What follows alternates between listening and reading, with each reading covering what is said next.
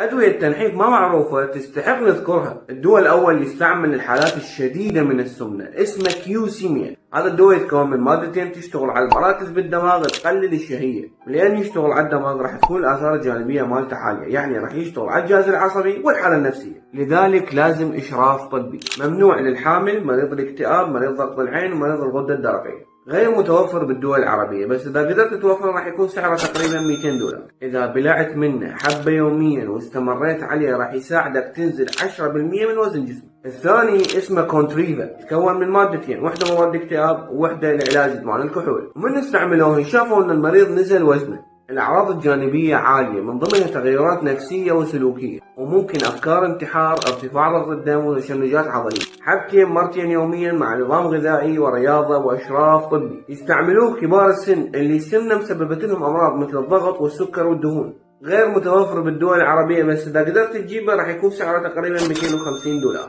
ممكن يساعدك تنزل 12 كيلو بالسنة. شنو رأيك؟